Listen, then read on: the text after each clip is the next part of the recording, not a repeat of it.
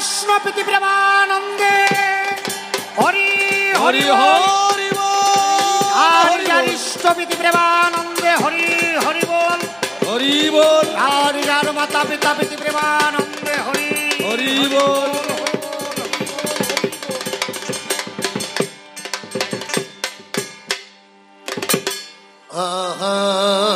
গেইনটা একটু তুলুন তো, হালকা একটু রিভাব রাখলে ভালো হয় একটু।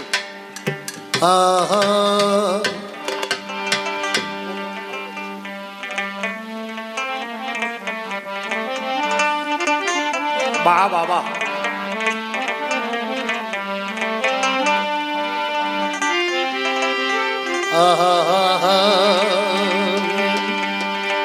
অগোপনে করো গোপী সাধনা, মধুর ব্রজ রসে, মধুর ব্রজ রসে মজে থাকো না। গোপনে করো গোপী সাধনা, গোপনে করো গোপী সাধনা,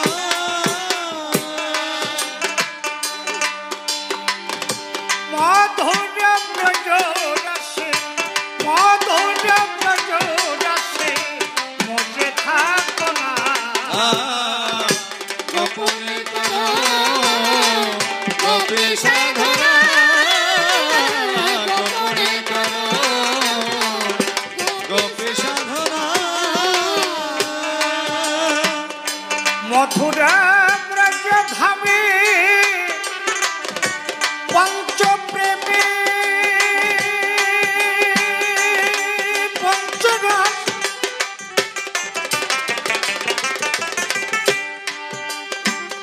মাধুর্য কান্তা রসে মদন মোহন হলেন বশ।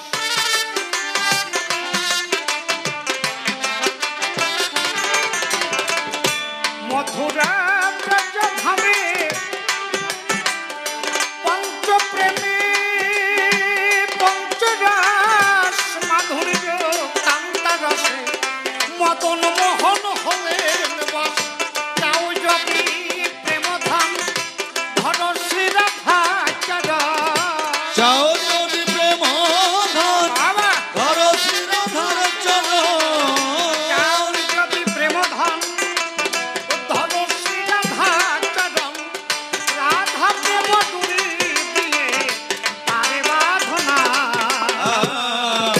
গোপনে করো গোপী সাধনা, গোপনে করো গোপী সাধনা। অহৈত কি রাধা প্রেমে বাধা কৃষ্ণ রসরাজ। হ্যালো, রাধা প্রেম শোধিবাদে করিলেন কাঙালে সাজ।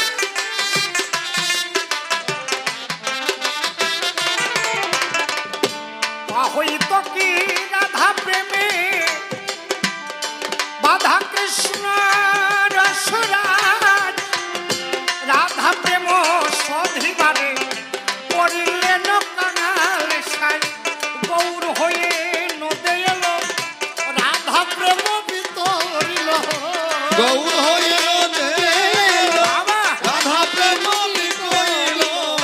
গৌর হয়ে নদে এলো রাধা প্রেম বিতরিল। সবাই হরি হরি বল, যাবে যাতনা।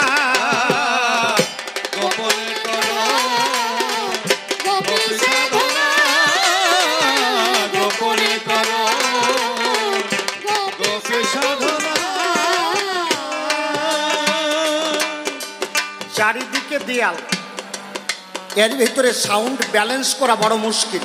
না, উনি যে ভালো ধৈর্য ধরে করছেন এই জন্য ওনাকে একটা ধন্যবাদ জানাই। এর ভিতরে সাউন্ড ব্যালেন্স করা খুব মুশকিল। তারপরে আপনি একটু চেষ্টা রাখবেন যাতে সার্বিকভাবে সুন্দর করা যায়।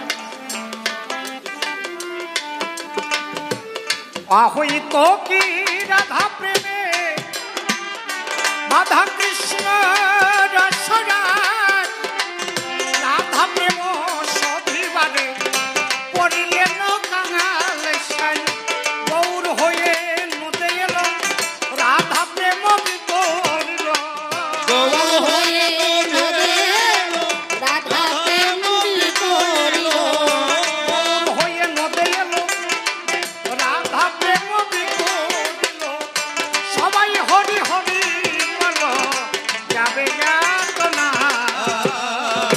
গোপনে করো গোপী সাধনা গোপনে করো গোপী সাধনা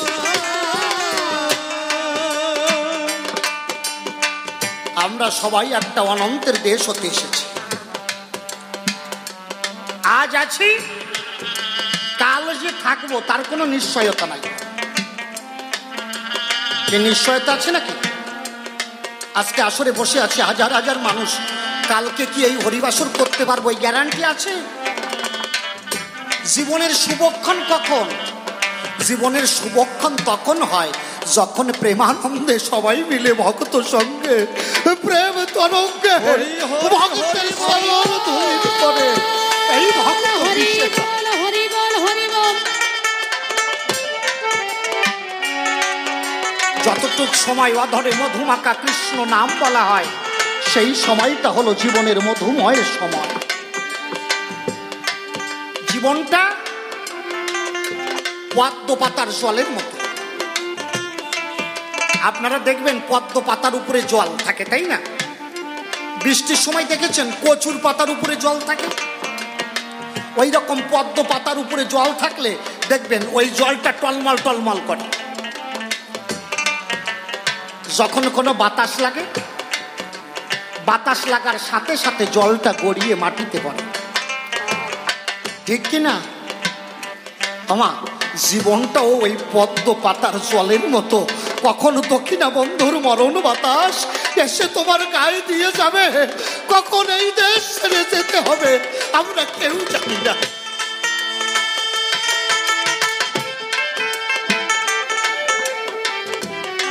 ঠাকুর ভবা পাগলা বললেন, আছো তুমি যতক্ষণ শুধু হরিনাম করো মন।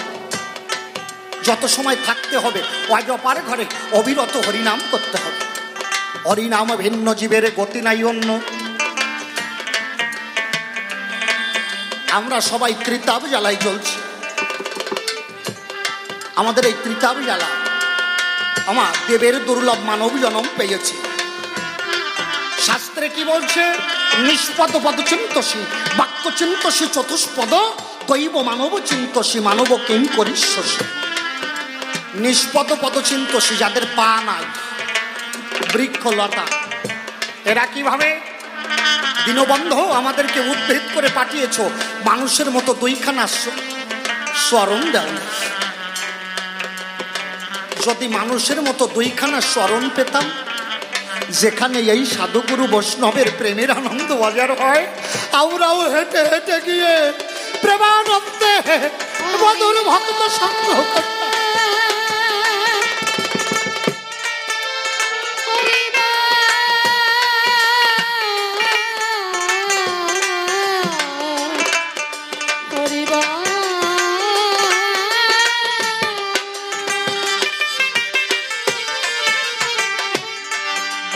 চিন্তসী চতুষ্পদ, চার পাকাদের গরু ছাগল ভেড়া মহিষেদের।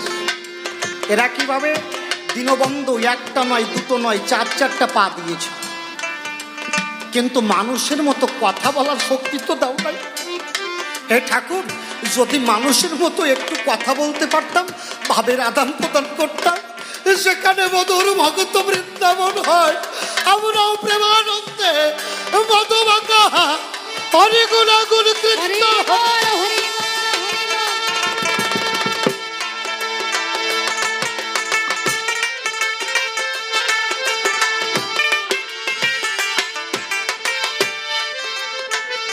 আর কি বলছে? দৈব মানব চিন্তসী মানব কিং করিষ্যসী। তার মানে কি? দেবতারাও এই দুর্লভ মানব জন্ম চায়। আর আমরা হেলায় হেলায় সেই জনমটাকে নষ্ট করে দিই। শাস্ত্রে কি বলছে? শিশুকালে কৃষ্ণ ভজে কৃষ্ণ পাবার আসে, যৌবনে ভজিলে কৃষ্ণ আসে কি না আসে, আর বার্ধক্যে কৃষ্ণ ভজে জমের তরাসে। যদি কৃষ্ণ ভজন পূজন করতে হয়, সকাল ধরে সাধু সঙ্গ ধরে পাড়ি ধরতে হয়। অনেক দূরের পথ, আমার বাড়ি সাউথ কলকাতা। কালকে গান ছিল কৃষ্ণনগর। আমি যদি সন্ধ্যা 6টার সময় রওনা হতাম, এইখানে 6টায় এসে গান গাইতে পারতাম না। এসেছি কখন? 1টার সময়। কেন? 6টার সময় আমার গান ধরতে হবে। তেমনি আমার গোবিন্দকে পেতে হলে ছোটবেলা থেকে এই দেহখানা নৈবেদ্য করে আমার কৃষ্ণ পূজার উপযুক্ত করতে হয়, তা না হলে গোবিন্দের ভজন পূজন হয় না বাবা। এই দেহখানাকে নৈবেদ্য তৈরি করতে হয়। জাগতিক জগতে বাঁচতে গেলে অর্থের দরকার, টাকার দরকার, তাই না? দীনবন্ধুর দেশে যেতে গেলে পরমার্থের দরকার। পরমার্থ কি? আপনাদের মতো সাধুগুরু বৈষ্ণবের চরণ ধুলি আর চরণ ধৌত জল, এই হলো একমাত্র অন্তিমের সম্বল। আজকে এত কষ্ট করে এত টাকা দিয়ে কবি গানের আয়োজন করেছে। আমার যে বাবার বাড়িতে সেবার আয়োজন করেছিল, অনেক ভক্তের সেবা দিয়েছে। এত ভক্তি, এত প্রেম। যারা মহাজন, যারা মহাজ্ঞানী, তারা জানে এই জাগতিক জগতের অর্থ ভবপারের পারঘাটায় চলে না বাবা, চলে নাকি? আমার গোবিন্দ বললেন, আমি ধুলি বিনা পার করি না, আমি ধুলি বিনা পার করি না। যেখানে সাধুগুরু বৈষ্ণবের চরণ ধুলি পড়ে, সেই ধামটা প্রেমানন্দে ভক্ত বৃন্দাবন হয়। আর কেউ যদি ভক্তের চরণ ধুলি কুড়াইয়া না হয়, প্রেমানন্দে তার আনন্দ লোকে ঠাই পায়।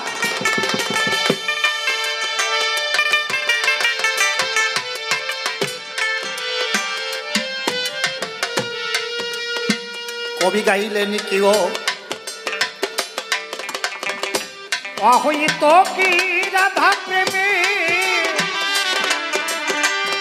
বাধা কৃষ্ণ রসরাগ, রাধা প্রেম সধিবারে পড়িলেন কাঙাল সারি।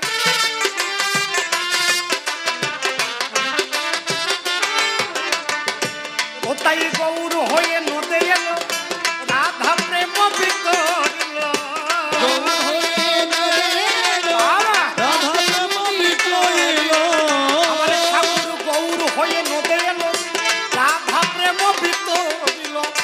সবাই হরি হরি হরি হরি যাতনা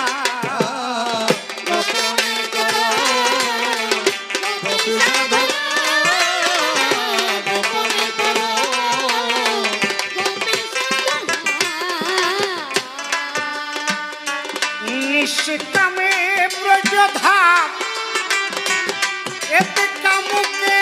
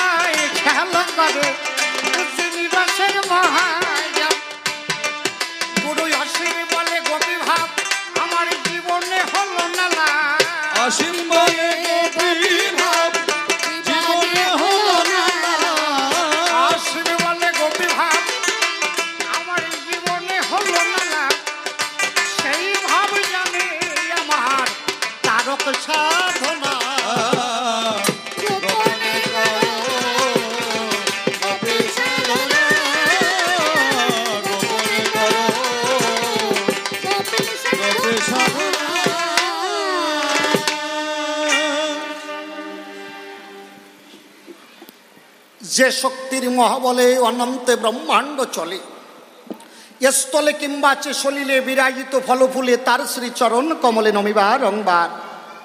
মাগো তুমি কালী তুমি তারা দিয়ে মোর হৃদয়ে ধরা, তব নামে করি পাগল পাড়ায় যোগাও তুমি কাব্যের সংস্কার। তোমারই শক্তি বলে অনন্তে ব্রহ্মাণ্ড চলে, বাক্যহীনে বাক্য মেলে অজ্ঞ জনায় বিজ্ঞের সঞ্চার হয়। তুমি আশিস দিলে মাথে প্রেম রস সঞ্চিত হবে তাতে, যাব দেব তব প্রেম যমুনায়। যে প্রেমের তরে অষ্টসখী ব্রজবাসী পেল সেই ব্রজের শশী, দিবানিশি দেখে কৃষ্ণময়। সেই প্রেম নিয়ে মনে যাব দেব কাব্যাসনে, তুমি এসে হৃদি পদ্মস্থানে অধিষ্ঠান হইও তাই। আজিকারে মহতু আসরে এ কাব্য বা আসরে আছেন যত নারী আর নরে, সকলের পদ ন করে আমি সর্ব অগ্রে ভক্তির প্রণাম করি দান। জানি ভক্তাদিন ভগবান ভক্তের ভিতরে সেই অনন্তের শক্তি বিরাজমান, তাই ভক্ত করে প্রাধান্য দান ভক্তের শ্রীপাদ পদ্মে প্রণাম করি দান। বন্দনার ভাব করে কান্ত অদ্য কবির যে বিষয় বৃত্তান্ত আপনারাও জ্ঞানীবন্ত শ্রবণ করেছেন, তাই শ্যামানন্দ ডাক দিয়ে আমার ধারে কয়, শোনো রাধা বিনোদ কথা লবে, তুমি আমাকে বুঝাইয়ে দেবে। একটা অসুরের ঘরে হিরণ্যকশিপুর ঘরে প্রহ্লাদের মতো সন্তান কেমন করে জন্মালো চরাচরে, এর জবাব একটু দেবে, এই তো প্রশ্ন ছিল। তবে আমার কাছে বলুন দেখি, আমার মতো একটা নিকৃষ্ট মানুষের দ্বারা সাধক শ্রেষ্ঠ রাধা বিনোদ গোস্বামীর ভূমিকায় কথা বলা সম্ভব নাকি? কবু সম্ভব নয়। তাই তার ভূমিকায় যাবার আগে প্রণাম করি তার চরণাভাগে। হে রাধা বিনোদ মহাভাগে, তুমি আমার কথা নিও, তুমি থাকো জীবা দেশে, আমায় তুমি ভালোবেসে। দাদা রিভাবটা একটু কমান। আমার হৃদাকাশে বসে বসে তোমার কথা তুমি কয়ে দিও। তবে কবি কাব্যের বেচাকে নাও মা, বেশি কথা খাবা না, আইসক্রিম খাবা গোপনে চুপ করে খাও। ওরে বাবা দাও লজ্জা পাইছে, তুমি খাও অসুবিধা নেই, আমি আর তাকাচ্ছি নে। কথা কবা না, ছোট ছোট বাচ্চা রয়েছে তো। তাহলে আমার ধারে প্রশ্ন করে দাম, একটা হিরণ্যকশিপুর মতো অসুরের ঘরে কেমন করে কৃষ্ণ ভক্ত জন্মালো সন্তান? বিষয়টা কোথায়? প্রহ্লাদের যখন জন্ম হয়, বসে শোনেন সুধিচয়, আমি দিচ্ছি পরিচয়। ওই প্রহ্লাদ জন্মানোর পরে যেদিন হতে কথা বলতে শেখে, খুলে বলি সবার বাকে, প্রেমানন্দে মধুমাখা কৃষ্ণ গুণ গায়। হিরণ্যকশিপু করিল মানা, হে প্রহ্লাদ আমরা অসুর কিনা, অধরে আর কৃষ্ণ নাম করিতে পারিবি না। প্রহ্লাদ বলল, বাবা কথা নেবা, আমি নাম ছাড়িতে চাই, কিন্তু নাম যে আমাকে ছাড়ে না। বাবা অন্তরে আসে ভাবো, আমি যতদিন জগতে থাকি, আচ্ছা এই বাচ্চাগুলো কাদের? এটা কবি গান হচ্ছে, এইখানে ডিস্টার্বই করা যাবে না, সরাতে হবে, আস্তে করে ওই দিকে নিয়ে যান। হ্যাঁ হ্যাঁ, ওই কোনার দিকে পাঠাইয়ে দেন, ডেলিভারি দিয়ে দেবে ওই কোনা দিয়ে দিতে। বাবা আমি ওই নাম ছাড়িতে পারি না। হিরণ্যকশিপু ক্রোধান্বিত হলো, প্রহ্লাদকে পারাত মারার তরে বসে শোনেন নারী নরে, তার বুকে শিলা বেঁধে সাগর জলে নিক্ষেপ করিল। যখন সাগর জলে তাকে নিক্ষেপ করিল, বসে শোনেন জ্ঞানী দল, প্রহ্লাদ তখন সকল ভুলি প্রেমানন্দে বাহু তুলে বলে, প্রেমানন্দে হরি হরি বলো, বলো হরি বল হরি বলে প্রভাত ভাসে নয়ন জলে। বসে শোনেন জ্ঞানী দলে, ওই নামের জোরে তখন বুকের পাষাণ পাথর তখন শোলা হয়ে গেল, ভাসাইয়ে রাখলো, মৃত্যু হলো না। হিরণ্যকশিপু কই এইভাবে মরল না, আগুনের ভেতরে নিক্ষেপ করলো। বসে শোনেন জ্ঞানী দল, কৃষ্ণ নামের গুণে আগুন তখন শীতল হয়ে গেল, প্রহ্লাদের গায়ের একটা পশম পড়াতে পারল না। দুধের পাত্রের ভিতরে বসে শোনেন নারী নরে, বিষ করা হলো দান। প্রহ্লাদ ডাক দিয়ে বলে, হে কৃষ্ণ ভগবান, জীবনে কোনো কিছু তোমাকে না করে নিবেদন আমি করি নাই গ্রহণ। ঠাকুর আজকে আমাকে বিষ দিয়েছে দুধের সাথে মিশাইয়ে। কথা লবে, এই দুধের পাত্রের ভিতরে যে বিষ আছে, ওই বিষটুক তুমি আমার জন্য রেখে দিয়ে, হে আমার প্রাণ গোবিন্দ, তুমি দুগ্ধটুকু খাবে। আমার কাছে বলুন দেখি, এই রকম ভক্ত জগতে কেউ আসে নাকি? বসে শোনের নারী নরে, খুলে বলি সভা পরে, কৃষ্ণ নামের জোরে অমৃত বিষ তখন অমৃত হয়ে যায়, মরল না।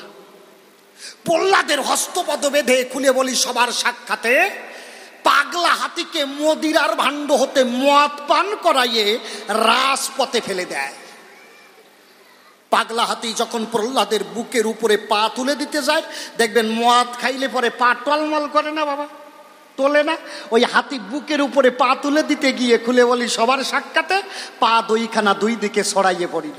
পিছনের যে দুইখানা পা ছিল, ওই দুইখানা পায়ের একখানা পা প্রহ্লাদের গায়ে স্পর্শ হলো। যখন কৃষ্ণ ভক্ত প্রহ্লাদের গায়ে স্পর্শ হলো, বসে শোনেন জ্ঞানী দল, মদে মত্ত মাতাল হাতি তখন ওই হিংসা ভুলে গেল। সুর দিয়ে প্রহ্লাদকে পিঠে তুলে খুলে বলি সবার সাক্ষাতে প্রেমানন্দে হাতি তখন বাহু তুলে বলে হরি হরি বলো।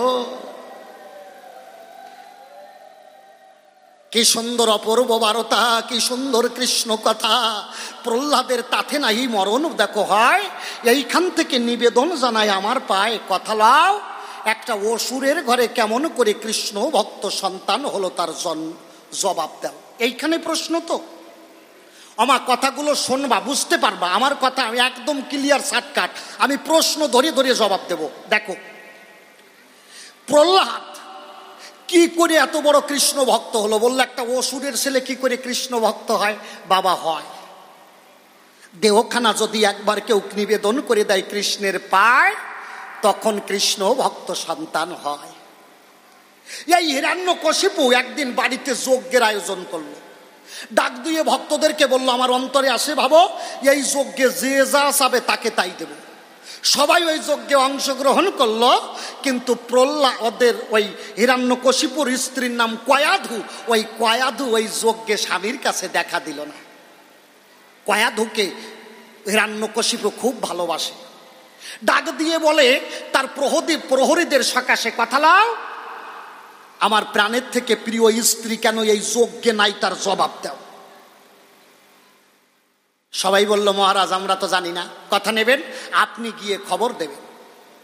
ওইখান থেকে হিরণ্যকশিপু অন্তঃপুরে গেল, স্ত্রীকে বলল কথা লাও, আমার এই যজ্ঞে যে যাহা চাচ্ছে আমি তাকে তাই দিচ্ছি, তুমি কেন আমার যজ্ঞে গিয়ে আমার কাছে কিছু চাইলে না, এর জবাব দাও। কয়াধু বলল স্বামী তুমি তো আমার কাছে অনেক দামি, আমি তোমার কাছে করি বর্ণনা, আমি যা চাই তুমি তা আমারে দিতে পারবা না, সে সম্পদ তোমার ঘরে নাই।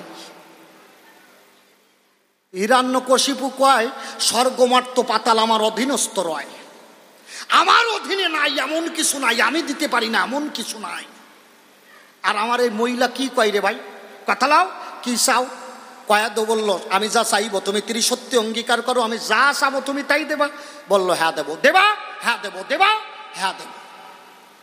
কয়াধু বলল স্বামী কথা লবা, তোমার আগের যে তিনটে ছেলে হয়েছে, প্রহ্লাদের আগে আগে তিনটে ছেলে হয়েছিল হিরণ্যকশিপুর, আপনারা ভাগবত পড়ে দেখবেন তাদের নাম কি আহ্লাদ, দেবল্লাদ আর সিংহল্লাদ।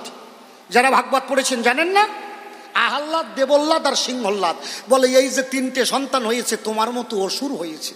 খুলে বলি তোমার কাছে কথা নাও, এই বিশ্ব জগতে আমি জানি আমার প্রাণ গোবিন্দ বিনা জীবের কোনো গতি নাই, একমাত্র কৃষ্ণ ছাড়া অন্তিমে চরম পরিণতি নাই। কথা লও আমাকে তুমি একটা কৃষ্ণ ভক্ত সন্তান ভিক্ষা দাও।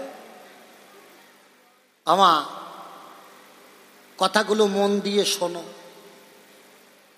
নৈশ শান্তিনিকেতনে স্বামী স্ত্রী যায় যখন মিলনাসনে, স্বামীর মন যেমন তৈরি হয়, স্ত্রীর মন যেমন তৈরি হয়, তার সন্তান ঠিক তেমন হয়। সত্য কিনা বলেন? আগেকার দিনে মায়েরা গর্ভবতী হলে আমার এই মায়েরা শাশুড়ি বৌমারা কি বলতো, আমা তোমার গর্ভে আমার নাতি আসছে, কথা লবা, ঘরে বসে ভাগবত পাঠ করবা, গীতা পড়বা। কেন? তোমার সন্তান যেন হরি ভক্ত হয়, কৃষ্ণ ভক্ত হয়। এই যে এখন এত কৃষ্ণ ভক্ত দেখা যায় কেন? তখন শাসন ছিল। আর আজকাল মাইয়েরা যেই গর্ভবতী হয়, শাশুড়ি কয় নড়িয়ে না, নড়িয়ে না, ওই টিভির রিমোট ধরাইয়ে দেয়, দিয়া এইবার ওই হিন্দি ফিল্ম ছেড়ে দেয়। দেখবেন ক্যাটরিনা কাইফ নাচে, ক্যাটরিনা কাইফ ধুম 3, ওরে নাচ। ড্রেস তো একেবারে একটাও পরিষ্কার ড্রেস পরে না, দেখবেন ভালো ড্রেস একটাও নাই, হাফ ন্যাংটা ড্রেস আইসিয়ে দেয়। সত্যি কথা কিনা? দেখবা এখান থেকে এই পর্যন্ত ঢাকা, মাঝখানে ফাঁকা, আবার ঢাকা, আবার ফাঁকা, ওরে হাফ ন্যাংটা ড্রেস করে। ওই পর্বে পড়ে ওই নাচবে, ধেনকেটটা ধেনকেটটা ধেনকেটটা গান গায়। দেখবেন গান গাবে ওলে ওলে এই ওলে, ওই জম্মের কয় ওলে ওলে, আর একদল মাল খাইয়ে জম্মের ঝোলা ঝোলে। সত্যি কথা কিনা? ওই সন্তানটা ওই সিনেমা দেখে, কবি গান মানে খালি শাস্ত্র কথা নয়, শুনে যাও। সিনেমা দেখে বসে বসে মায়ের মন যেমন তৈরি হয়, সন্তানটা পেটের থেকে বের হয়ে ওই ঠিক তেমন অবস্থায় হয়। জন্মানোর পরে যেই একটু কথা বলতে শেখে, ডাক দিয়ে মারে কয়, মা কথা নেবা, আমার হাতে রিমোট দেবা, অন্তরে আসে বাবু আমি ঐশ্বরিয়ার ড্যান্স দেখবো, ঐশ্বরিয়ার ড্যান্স দেখবো। তাহলে মায়ের মন যেমন হয় তেমন করে জগতে সন্তান জন্মায়। প্রহ্লাদের মাতা কয়াদু স্বামীকে বলল, স্বামী কথা লাও, আমাকে একটা কৃষ্ণ ভক্ত সন্তান ভিক্ষা দাও। হিরণ্যকশিপু কয়, আমি পারবো না। কয়াদু বলল, তুমি আমার সাথে অঙ্গীকার করেছো, আমি যা চাইবো তাই দেবা, শুধু একটা রাত তুমি আমাকে ভিক্ষা দাও। কয়াদু বলল, যখন এই কথা বলল, হিরণ্যকশিপু বলল, ঠিক আছে তাই হবে। অন্তরে আসে ভাবো, চলো তুমি আর আমি মিলন বাসরে যাব। কয়াদু বলল, এইভাবে মিলন বাসরে যাব না। কেন? তুমি আমার কথা লাবে, ওই যে পবিত্র গঙ্গার জল, তুমি গঙ্গায় গিয়ে অবগাহন করিবে, গঙ্গায় পবিত্র গঙ্গার জলে তুমি স্নান করবে, তারপরে এই দেহখানা সর্ব অঙ্গে মধুমাখা কৃষ্ণ নাম লিখন করবে।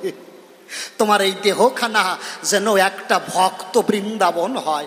অন্তরে আসে ভাবো, তুমি আর আমি সারা নিশি থেকে মধুমাখা কৃষ্ণ কথা কব। খুলে বলি, তোমার ধারে কৃষ্ণ নাম করিতে করিতে যখন পড়বে নয়ন ঝরে, তখন মিলন বাসরে যাব। সেই মিলনের ফলে আমি একটা সন্তান তোমার কাছ থেকে লব। বসে শোনেন নারী নরে, খুলে বলি সভা পড়ে।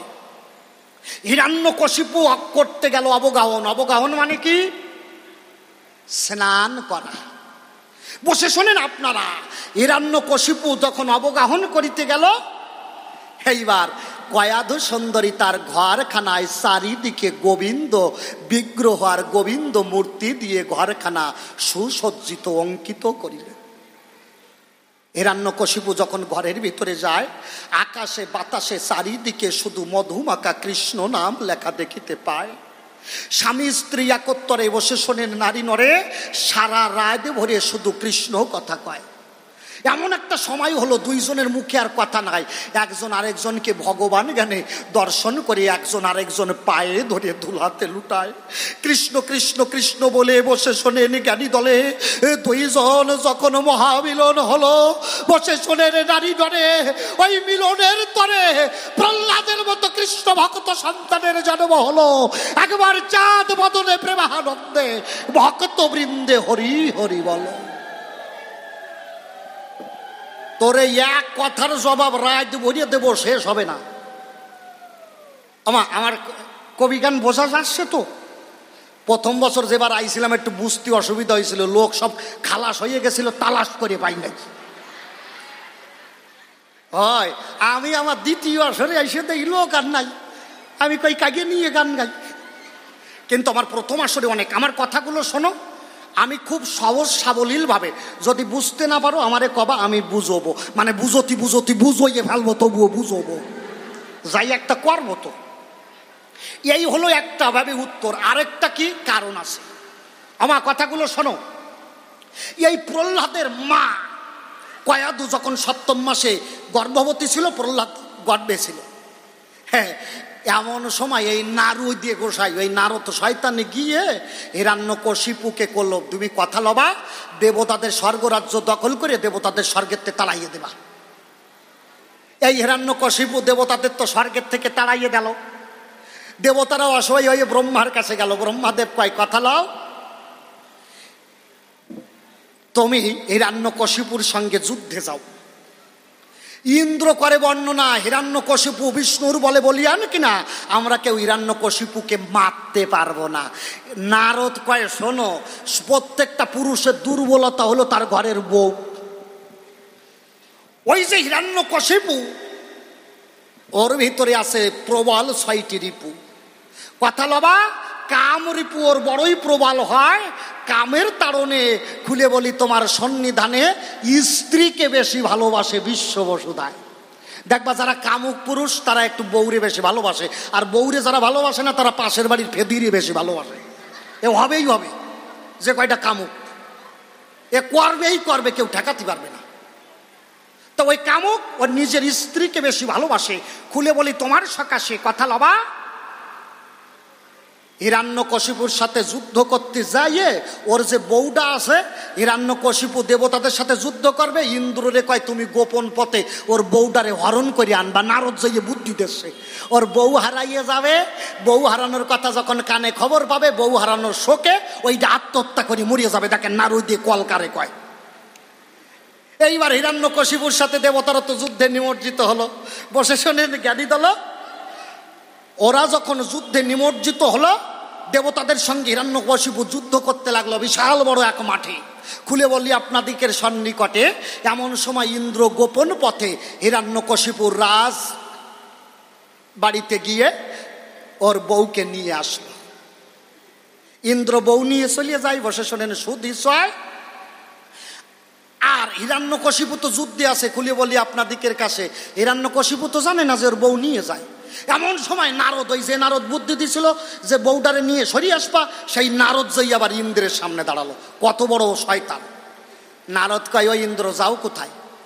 কয় কেন, তোমার বুদ্ধি মতো হিরণ্যকশিপুর বহুরে নিয়ে চলে যাই। কয় আরে ভাই শোনো, বউ তো নিয়ে যাচ্ছ, কিন্তু আমি তো জানতাম না যে ওর বউ গর্ভবতী। শোনো, একেতে গর্ভবতী, তাহাতে কয়াধু হলো পতিব্রতা মহাসতী। আর সতী নারী যদি ক্রোধ ভরে কোনো পুরুষের দিকে তাকায়, তাকানো মাত্র সেই পুরুষ ভস্ম হয়ে যায়। ও তো এখনো রাগ করে নাই, যদি তোমার দিকে ক্রোধ হইয়ে তাকায় ইন্দ্র, তুমি ভস্ম হয়ে যাবা। কথা নেবা, যার বউ তারে ফেলাই তুইয়ে তুমি আবার চলিয়ে যাবা। ওই নারদ বুদ্ধি দেশে বউ হরণ করার জন্য, ওইটি আবার বুদ্ধি দেশে বউ থুইয়ে যাও, নাইলে ভস্ম হইয়ে যাবা। বসে শোনেন নারী নরে। ইন্দ্র তখন ভাবে অন্তরে, নারদ কথা তো কই সে খারাপ না, একে তো অসুরের বউ, তাতে সতী নারী, যদি অভিশাপ দেয় তাহলে তো শেষ হয়ে যাব। একবার অহল্যার চরিত্র হরণ করে আমার সর্বঙ্গ জনি হয়ে গিয়েছিল, আমার আর দরকার নাই। অন্তরে আছে বাবু, আমি ওর বউ ফেলাইয়ে থুয়ে চলে যাব।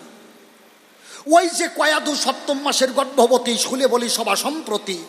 কয়াধু তখন পেটের যন্ত্রণায় চলিতে নারী, চলতে পারছে না। বসে শোনেন সুধী জনা। কয়াধু তখন নারদকে কয়, নারদ কথা লবা, তুমি আমার স্বামীর গিরি আমাকে দিয়ে আসবা। নারদ বলল, মা তুমি তো চলতে পারবে না, আমা তুমি গর্ভবতী কিনা, কথা লবা। তোমার স্বামী যতদিন দেবতাদের সাথে যুদ্ধ করে, তুমি ততদিন আমার আশ্রমে থাকবা। নারদের বদ্রিক আশ্রমে ওই কয়াধুকে নিয়ে যায়। কথাগুলো বুঝবেন, এগুলো কঠিন আলোচনা। এই আলোচনাগুলো সচরাচর কম হয়, তাই না বাবা? কবি গানে অন্য সব আলোচনা হয়, এই আলোচনাগুলো কম হয়। ওই কয়াধুকে বদ্রিক আশ্রমে নিয়ে গেল। বসে শোনেন জ্ঞানী দল, প্রত্যেক দিন ভোরবেলায় নারদ বিনা যন্ত্র হস্তে ধরে নারায়ণ নাম জপ করে। আর কয়াধুর ওই নারায়ণ নাম শ্রবণ করে দুই নয়ন জ্বরে। এ জগতে সুখী বলি কারে, কৃষ্ণ নাম অন্তে যার নয়ন বাড়ি ঝরে। এই জগতে কৃষ্ণ বলতে কানাইয়া বলতে পারবি না, কা কা বলিতে বলিতে যে মানুষের নয়ন ঝরিয়া যায়, তাহার মতো সুখী আর এই জগতে কেউ নাই। কয়াধুর ওই নারায়ণ নাম শ্রবণ করে নয়ন ঝরে। আর ওই প্রহ্লাদ ছিল পেটের ভিতরে, মা নারায়ণ নাম শ্রবণ করে, প্রহ্লাদও থাকিয়া মায়ের গর্ভাধারে নারায়ণ নাম করে। বসে শোনেন সুধিশয় আমি দিচ্ছি পরিচয়, ওইভাবে মায়ের মন নারায়ণ মুখী হয়ে যায়। যেদিন হইতে প্রহ্লাদ জন্ম নিল, প্রত্যেকটা ছেলে তো জন্মানোর পরে কাঁদে, ওয়ানা ওয়ানা ওয়ানা, কাঁদে না? আর প্রহ্লাদ জন্মানোর পরে ক্রন্দন করে নাই, জন্মানোর পত্র বসে খুলে বলি সভাগাত্র। ওই প্রহ্লাদ মায়ের সকাশে দাঁড়াইয়ে প্রেমানন্দে বাহু তুলে বধূবাকা কৃষ্ণ গুণগান।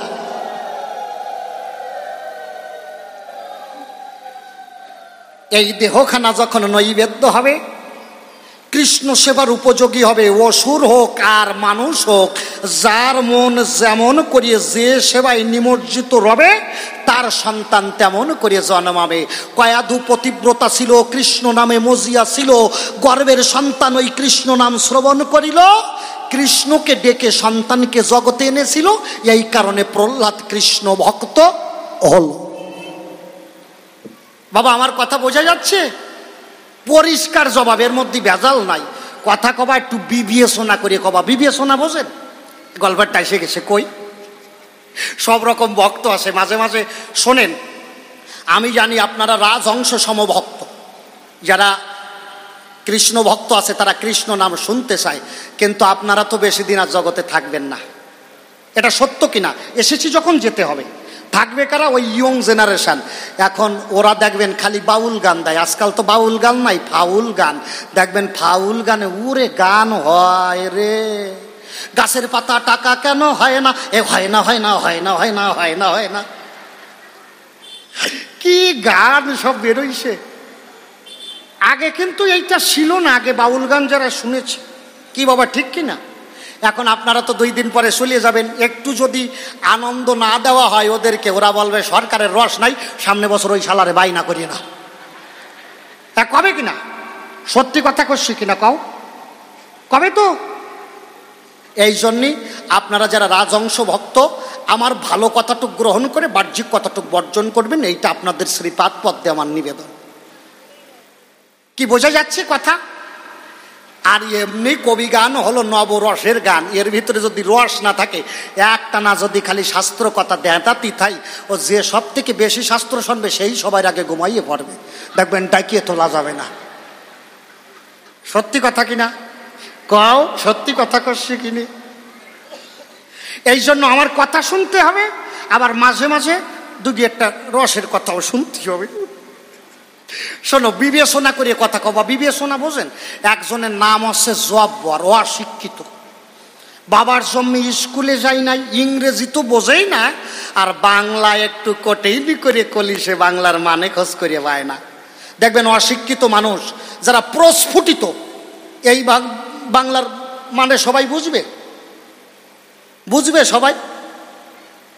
যেটা সৌন্দর্যে পরিপূর্ণভাবে ফুটিয়া ওঠে তাহাকে আমরা বলি প্রস্ফুটিত। এখন এইটা যদি কঠিন করে বলা হয়, দেখবেন অনেকেই এই বাংলার মানে খোঁজ করে পাবে না। ঠিক সেই অবস্থা, ওই ইংরেজি তো বোঝেই না, আর বাংলা কঠিন করে কলিও বোঝে না। মানে নাম হচ্ছে জব্বর, জব্বর নাম হয় কাকে? মুসলমান কিনা? আর ওদের অতি অতি তো কয় ডজন হয় তা কোয়া যাবে না। হয় দেখবেন একজনের কয় ডজন করে হয়, আর যাইয়া জিজ্ঞাসা করবেন, আরে তোদের এতগুলো হলো কোন কায়দায়? ওরা দেখবেন কবে আল্লাহ দেশটা করবো কি, আল্লাহ দেশটা করবো কি। হয় তা ওর নাম জব্বর, ওর গায়ে হইছে দারুণ জ্বর। ডাক্তারের কাছে গেছে, ডাক্তার বাবু কি? কয় আমার ছেলেটার আমার মারাত্মক জ্বর হইছে। ডাক্তার দেখে ঠান্ডা জ্বর, ডাক্তার ঠান্ডার জন্য ওষুধ লেখছে, মন্টেক এলসি, এইটা দিনে 2 বার। গ্যাসের ওষুধ প্যান্ডি, এইটা দিনে 1 বার খাবি। অ্যান্টিবায়োটিক এজিথ্রোমাইসিন মানে এজিথ্রাল, এইটা দিনে 1 বার খাবি। আর তোর এমনি জ্বর না, ওই ঠান্ডার জন্য জ্বর বেশি, এই যে পাইরিজেসিক 650 প্যারাসিটামল এইটা লিখে দিচ্ছি, এইটা সব সময় খাবি না। এই প্যারাসিটামল ওষুধটা একটু বিবেচনা করে খাবি। অত ওষুধ নিয়ে বাড়ি চলে গেছে। ঠান্ডার ওষুধ 2 বার, গ্যাসের ওষুধ 1 বার, তারপরে অ্যান্টিবায়োটিক 1 বার, আর প্যারাসিটামল বিবেচনা করে খাতি কইছে। ও শালা মনে মনে ভাবে বিবেচনা কারে কয়, ও আর বিবেচনা খোঁজ করে পাচ্ছে না। ওর পাশে ওর এক চাচা ছিল, ওর চাচার নাম হলো হেকমাতুল্লাহ হেবাদুল্লাহ খা। ওই খাত দাঁড়িয়ে গেছে। ও চাচা আবার এলাকার মূর্খ মাতব্বর, 2-1 এলাকায় থাকে না মূর্খ মার্কা মাতব্বর। ও চাচা আছে তারই একটা বাংলা কথায়, এমনি কথায় জুত আছে। 2-1 গ্রামে দেখবেন গাড়ুও মার্কা বুড়ো আছে, কিচ্ছু বোঝে না, অথচ আন্দাজে ঘাড় বাঁধাইয়ে ঠেলতি থাকে, মনে হয় সব বোঝে। ও চাচা আছে তারই একটা গাড়ু। আর এই চাচার ধারে যাইয়ে কয়, চাচা কথা কই হাসা, এই যে ডাক্তার ওষুধ লেখছে, ঠান্ডার ওষুধ 2 বার, গ্যাসের ওষুধ 1 বার, অ্যান্টিবায়োটিক 1 বার, আর এই যে প্যারাসিটামল বিবেচনা করিয়ে খাতি কইছে। বিবেচনা আমারে কি? ও চাচা কয় এত সহজ জিনিস বুঝলি না? ও চাচা কয় শোন, বিবি মানে কি? এই দাও হাইসে পড়ে। মুসলমানরা বিবি কয়, আমরা কই বউ। কয় কেন চাচা? বিবি মানে বউ। কয় তালি সোনা মানে কি?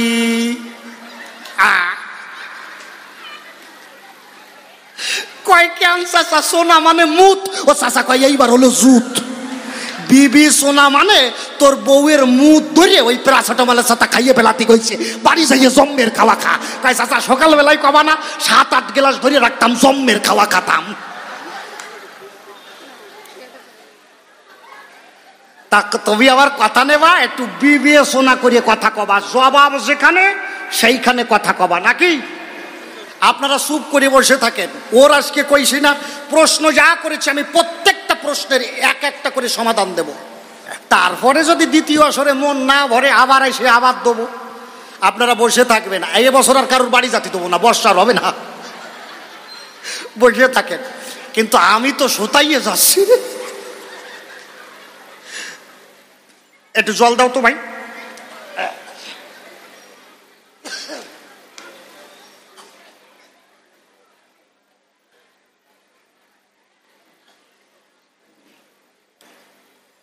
আমার এইবার কৃষ্ণ কথা শোনো।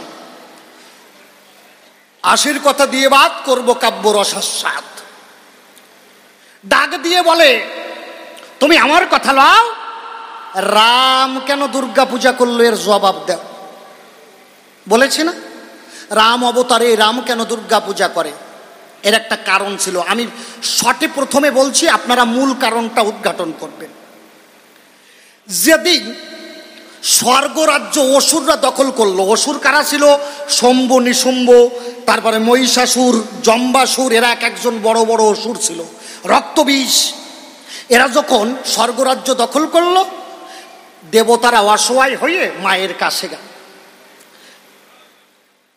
শম্ভ, নিশুম্ভ এবং জম্বাসুরকে পৃথিবীতে কোনো পুরুষ শক্তি বধ করতে পারে এই রকম শক্তি কারোর নাই। ওরা ব্রহ্মার বলে মহি বলিয়ান, খুলে বলি সবার সন্নিধান। ব্রহ্মা ডাক দিয়ে বলে, দেবতাদের স্থান তোমাদের কাছে করি বর্ণনা, কোনো দেবতা পুরুষ ওদের মারতে পারবে না। একমাত্র কে নিধন করতে পারবে? মা। কথা লাবা, তোমরা সবাই মিলে মায়ের কাছে যাবা। অসুররা তখন মায়ের কাছে যায়, ডাক দিয়ে মায়ের সকাশে কয়, ওমা তুমি তো বিশ্বজননী, মাগো কথা লবে, এই স্বর্গরাজ্য কি করে ফিরে পাই, তুমি এর একটা পরামর্শ দেবে। মা ধ্যানস্থ ছিল। দেবতারা তখন চণ্ডী পাঠে নিমজ্জিত হলো। যা দেবী সর্বভূতেষু মাতৃরূপেণ সংস্থিতা নমস্তস্যৈ নমস্তস্যৈ নমো নমঃ। যা দেবী সর্বভূতেষু বুদ্ধিরূপেণ সংস্থিতা নমস্তস্যৈ নমস্তস্যৈ নমো নমঃ। যা দেবী সর্বভূতেষু মাতৃরূপেণ সংস্থিতা নমস্তস্যৈ নমস্তস্যৈ নমো নমঃ। ওং সৃষ্টি স্থিতি বিনাশনং শক্তিভূতে সনাতনী গুণাশ্রয়ে গুণাময়ে নারায়ণী নমস্তুতে। সর্বমঙ্গল মঙ্গলে শিবে সর্বার্থ সাধিকে শরণ্যস্ত্রম্বকে গৌরী নারায়ণী নমস্তুতে। শরণাগত দিনার্থায় পরিত্রাণায় পরায়ণে সর্বশক্তি হারে দেবী নারায়ণী নমস্তুতে। ওং নমঃ শিবে শান্তায় কারণেত্রয় হে তবে নিবেদয় আমি চাতমানাং তাং গতি পরমেশ্বরম। এইভাবে মায়ের আরাধনা আর শিবের আরাধনায় নিমজ্জিত হলো। চণ্ডীপাঠ মায়ের কর্ণে যখন গেল, মায়ের ধ্যান ভেঙে গেল। দেবতারা তাদের দুঃখের কথা মায়ের কাছে কহিল, মা আমা তোমার কাছে করি বর্ণনা, অসুরদের জন্য আমার স্বর্গে থাকা হলো না, কথা লও স্বর্গরাজ্য ফেরাইয়ে দাও। সন্তানদের ক্রন্দন ধরি শ্রবণ করে বসে শোনেন মানি নরে। মা তখন রাগে ক্রোধে কালো হয়ে গেল। এই যে মায়ের মহাকালী রূপ, এটা মায়ের ক্রোধের রূপ। খুলে বলি সবার সকাশে এইভাবে মায়ের পাশে যখন স্তুতি করিল, মা মহাকালী রূপ ধরে দেবতাদের কথা শুনে তখন অসুরদের নিধন যজ্ঞে নিমজ্জিত হলো। একে একে রক্তবীজ থেকে শুরু করে চণ্ডমুণ্ডা বিভিন্ন অসুরদের নিধন করলো।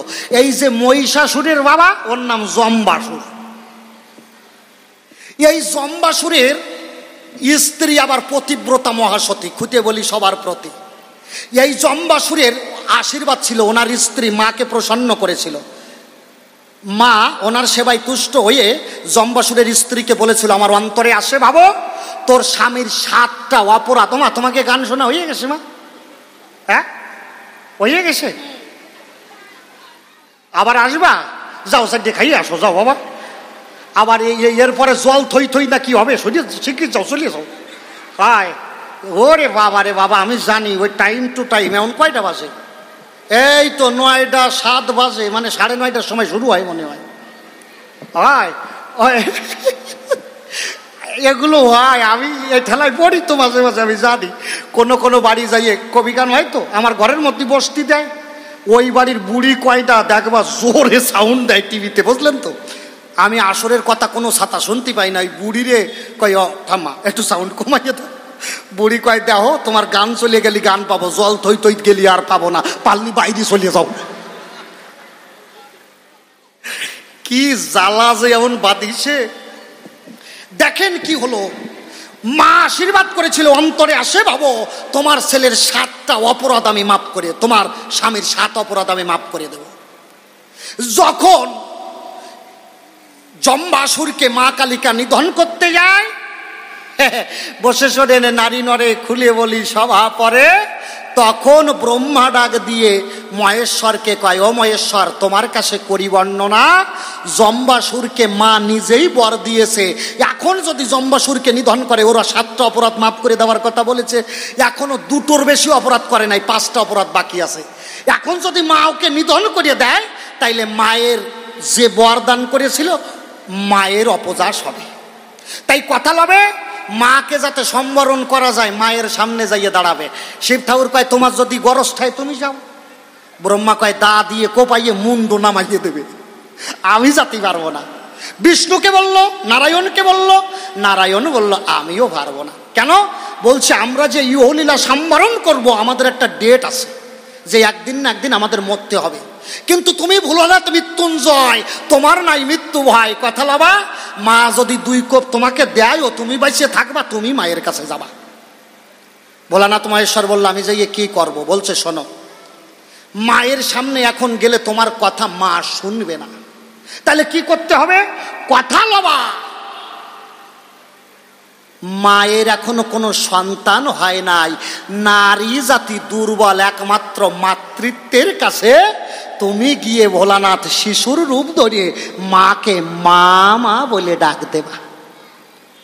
আমা তাৎপর্যটা কোথায়? তাৎপর্যটা কোথায়? দেখবেন হরি নামের এমন গুণ একটা, দেখবেন যদি কোনো জোকে নুন দেওয়া হয় জোকটা মরিয়ে যায়, যদি জোককে সারাদিন পিটান মরবে না, কিন্তু 1 ফোঁটা নুন দিলে মরিয়ে যায়।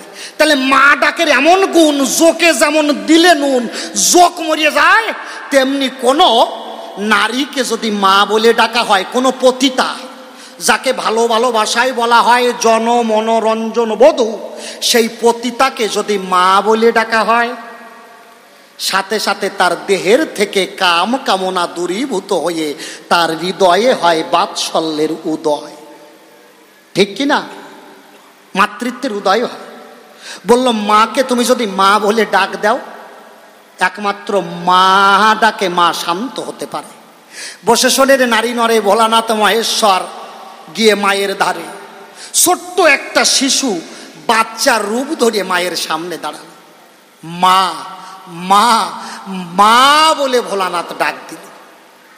যখন মাকে ভোলানাথ মা বলে ডাক দেয়, যে মাতার ক্রোধে চরণ ধরিত্রীতে দিলে ধরিত্রী ধ্বংস হয়ে যায়, সেই মা ডাক শোনার সাথে সাথে মায়ের ওই কালো রূপ চলে গিয়ে গৌরী রূপের হইল উদয়। মায়ের গায়ের বরণটা গৌর বরণ হয়ে গেল। বোঝা যাচ্ছে কথা? মায়ের গায়ের বরণটা তখন গৌর বরণ হয়ে গেল। মায়ের মাতৃত্বের উদয় হলো। মাতৃত্বের উদয় হয়ে বাৎসল্যে মায়ের স্তনটা দুধে পরিপূর্ণ হয়ে গেল। বাৎসল্য ভাবে মায়ের বক্ষখানা অমৃত সুধায় পরিণত হলো। ভোলানাথ মহেশ্বর শিশুর বেশে খুলে বলি আপনার দিকের দ্বারদেশে। মা তখন ডাক দিয়ে বাচ্চাটাকে কয়, কে গো বাচ্চা, তোমার নাম কি? তোমার বাড়ি কোথায়? কোথা না কিবা নাম, কোথা ধাম দেও পরিচয়। ভোলানাথ তো কথা কয় না, মিথ্যে কথা বলার কায়দা নাই।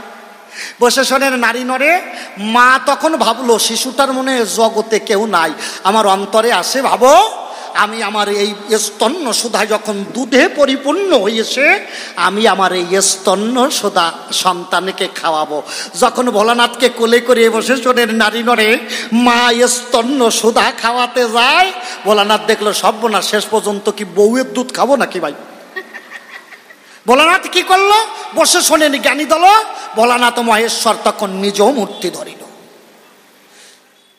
ভোলানাথ ত্রিপুরারি যখন নিজ রূপ ধরি দাঁড়ালো মায়ের সন্নিধান, মা ক্রোধান্বিতা হয়ে বলে, শোনো ভোলানাথ ভগবান, আমার সঙ্গে তুমি চাতুরি করিলে কেন?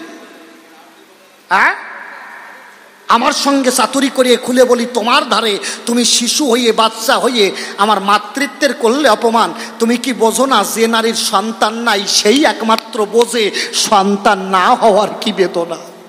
এই নারী জীবনের পূর্ণতা কখন? যখন কোনো সন্তান হয়, কেউ মা বলে ডাক দেয়, তাই না?